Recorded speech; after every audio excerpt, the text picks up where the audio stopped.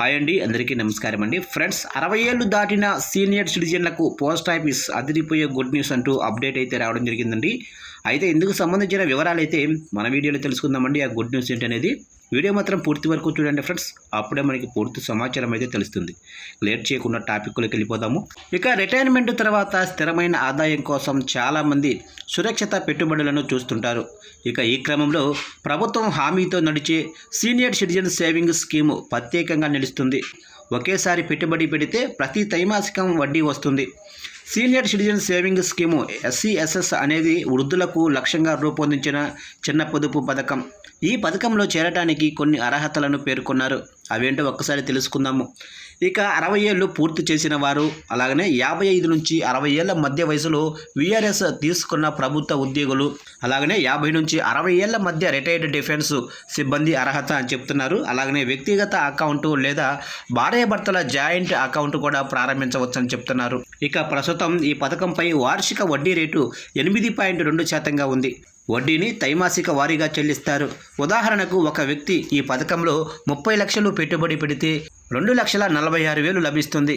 ఈ మొత్తాన్ని 12 నెలలకు విభజిస్తే నెలకు సుమారు 20,500 వస్తుంది. ఇక బ్యాంకుల ఫిక్స్డ్ డిపాజిట్లతో పోలిస్తే ఈ రాబడి ఎక్కువగా ఉంటుంది. ఇక పెట్టుబడి పరిమితి, అలాగనే కాల పరిమితి. గరిష్ట పెట్టుబడి పరిమితి 30 లక్షల వరకు పెట్టొచ్చు. ఇక మెచ్యూరిటీ కాలం 5 సంవత్సరాలు ఉంటుంది. అవసరమైతే మరింత కాలం పొడిగించుకునే అవకాశం కూడా ఉంటుంది. అలాగనే రిటైర్మెంట్ తర్వాత ఖచ్చితమైన క్యాష్ ఫ్లో కావాలనుకునే వారికి ఇది బలమైన ఆప్షన్. ఇక ఈ పథకంలో పెట్టిన మొత్తం మీద ఆదాయ పన్ను చట్టం సెక్షన్ 80C కింద 1.5 లక్షల వరకు మినహాయింపు లభిస్తుంది. అయితే వడ్డీ ఆదాయ పన్నుకు లోబడి ఉంటుంది. నిర్దిష్ట పరిమితి దాటితే TDS కూడా కట్ అవుతుంది. కాబట్టి పన్ను ప్రణాళికను ముందుగానే ఆలోచించటం మంచిది. ఇక దీనికి సంబంధించి సమీప పోస్టాఫీసు శాఖలో SCSS అకౌంట్ తెరవచ్చు. అందుకోసం అవసరమైన పత్రాలు Aadhaar card, pan card, retirement certificate అంటే అర్హత ఉన్నవారికి. ఇక ముందస్తు క్లోజింగ్ నిబంధనలు: 1 సంవత్సరం లోపు మూసివేస్తే వడ్డీ లభించదు. 1 నుంచి 2 సంవత్సరాల మధ్య మూసితే డిపాజిట్పై 1.5% తగ్గింపు.